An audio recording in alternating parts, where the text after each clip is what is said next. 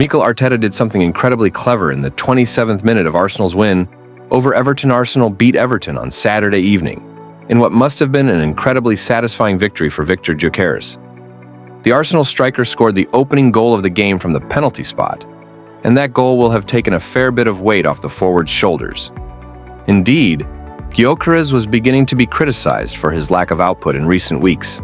But now, a goal should hopefully set the wheels in motion for a strong end to 2025 and a good start to 2026.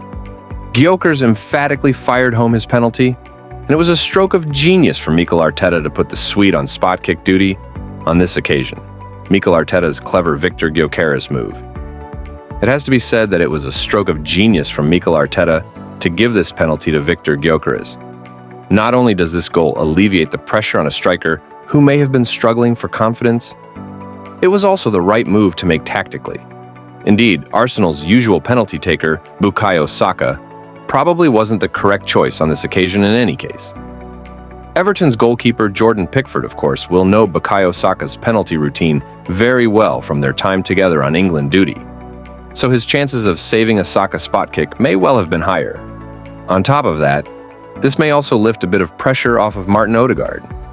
Odegaard has been criticized lately as a captain, but he showed fantastic leadership here as he held the ball before handing the duty over to Gyökeres, showcasing his leadership abilities, protecting Gyökeres from Everton's mind games, and also showing authority on the pitch. Who should take Arsenal's penalties? Victor Gyökeres' goal against Everton does now raise further debate around who should be taking penalties for Arsenal. Bukayo Saka has been on penalty duty for a long time, but Mikel Arteta has named Gyökeres as Arsenal's best option in the past. Gyökeres' record from the spot is pretty impeccable, and there is a school of thought that your number 9 should always be the player taking this responsibility. Now, more than ever before, strikers are judged by the number of goals they score, and giving Gyökeres penalty duty would be a way to inflate his numbers and remove some of that external pressure that has been brewing in recent weeks. Arsenal fans are all so angry with one player, despite 1-0 win over Everton. Arsenal were made to work hard, but managed to secure a 1-0 win against Everton in the Premier League. The Gunners had found it difficult against the Toffees, away from home in recent seasons. But David Moyes' side don't play at Goodison Park anymore. Arsenal fared much better at the Hill Dickinson Stadium on Saturday night, and Victor Gyökeres' first-half penalty proved to be enough to seal the game. Despite the win, Arsenal fans are very upset with one player's performance. Martin Odegaard Arsenal fans fume at Martin Odegaard after his performance versus Everton. Odegaard started ahead of Eberechi Eze in the number 10 position, and he was heavily involved. However, the Norway international wasn't at his best with his final pass, and that seems to have infuriated the supporters. At the end of the first half, Gyökeres could have been through on goal, but Odegaard's pass was really poor and pushed the striker wide. That didn't go down well.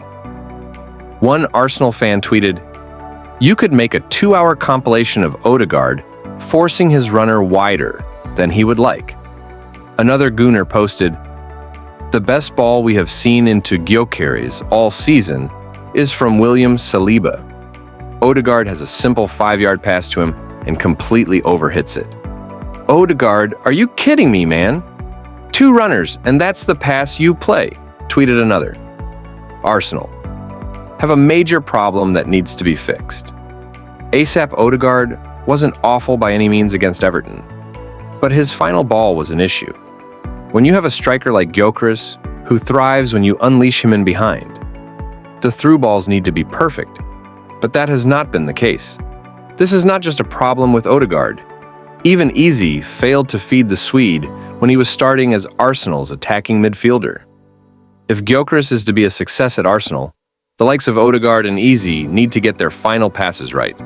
If not, the former Sporting man will continue to struggle for goals in the Premier League. After an explosive spell at Sporting CP, 97 goals in 102 games, Gyökeres has had a mixed run at Arsenal. He scored early on, a glancing header versus Burnley on the 1st of November, his 6th league goal of 2025, but suffered a muscle injury shortly after. He missed the next month of games, then returned in mid-December. On December 13th, he played 81 minutes at Wolves, shooting just wide with his goal drought stretching to 5 matches. Finally, on the 20th of December, he ended that drought by calmly dispatching a 27th minute penalty at Everton, his first goal in 5 league games, a strike that put Arsenal top of the table. PremierLeague.com. Arsenal 2-0 Burnley, 1st of November 2025. Scored Arsenal's opening goal with a header, his 6th of the season. Forced off at halftime due to a muscular issue. Arsenal 2-1 Wolves, 13th December 2025. Returned from injury, played 81 minutes. One notable chance went wide, extending his goal drought to 5 games, no goals or assists. Everton 0-1 Arsenal, 20 December 2025. Scored a 27 penalty after Jake O'Brien's handball. His first goal in approximately 5 to 6 league games, which helped regain Arsenal's lead in the title race. Transfer links and interest. Arsenal transfer, 2025. Arsenal clinched Gyökeres' transfer in July 2025, reportedly paying approximately 63.5 to 73.5 million euros to Sporting. The deal ended weeks of speculation. Other linked clubs. Before the move, he was strongly linked with Manchester United and Liverpool. Sporting president Federico Varandas insisted he wouldn't leave for anything less than their valuation, around 60 million euros plus add-ons. No new transfer approaches have been reported since the Arsenal deal. Agent role. According to reports, Gyökeres' agent even waived a roughly £5.6 million commission to help finalize the Arsenal transfer on favorable terms. This cleared the way for the move after add-ons were agreed. Public statements and future outlook. Arteta on Gyökeres. Arsenal boss Mikel Arteta has publicly backed Gyökeres despite the slow start.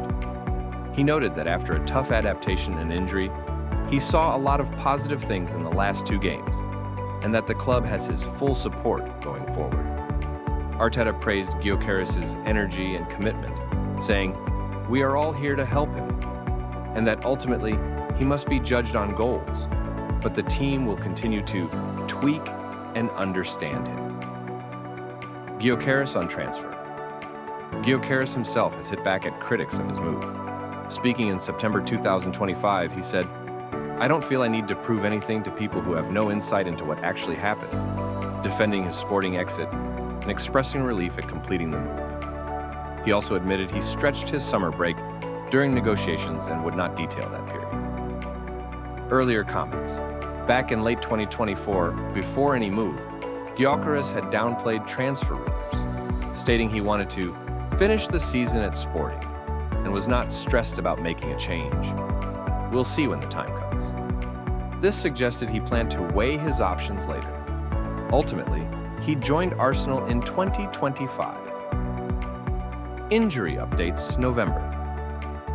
Hamstring injury. Gyökeres suffered a muscular hamstring injury in the 1st of November Burnley game. He was substituted at halftime and did not feature for much of November. Arsenal confirmed he was out until after the international break, missing all fixtures during that period. Return to fitness. He completed his rehabilitation over the November break and returned to the matchday squad in December. He played against Wolves, 13th December, and scored against Everton, 20th December. There have been no reports of any new injuries since his return. Arsenal are cautiously managing his minutes, but as of 21st December 2025, he is fit and available for selection. Arsenal could now do something for the first time in 78 years. After beating Everton 1-0, Arsenal are back on top of the Premier League table after their win against Everton. The Gunners had temporarily lost their place at the summit. Manchester City went on top by beating West Ham before Mikel Arteta's men took on the Toffees on Saturday. Victor Gyökeres' solitary goal was enough for the North Londoners to pick up all 3 points, and their 2-point gap to City has been restored. The win at the Hill Dickinson Stadium also means that Arsenal will be on top of the Premier League table on Christmas Day, which gives them an opportunity to end a terrible streak. Arsenal can end a 78-year Christmas streak. Being on top of the Premier League table on Christmas Day is normally a good thing, but Arsenal can't say the same. The Gunners have been in this position in 2 of the last 3 years, but they failed to go all the way and win the title in May. In fact, in the 2 previous occasions in the Premier League era when Arsenal were on top at Christmas, 2002/03 and 2007/08, they didn't finish as champions either. On all 4 of those occasions, a team from Manchester won the title. The last time Arsenal won the league after being first in the table on Christmas was all the way back in the 1947/48 season. It has been a long wait for the Gunners, but they now finally have the chance to end this terrible streak. Opta have claimed that Arsenal are the favorites to win the Premier League this season. If they do it, it will be the first time in 78 years that they have won the title after leading the table on Christmas.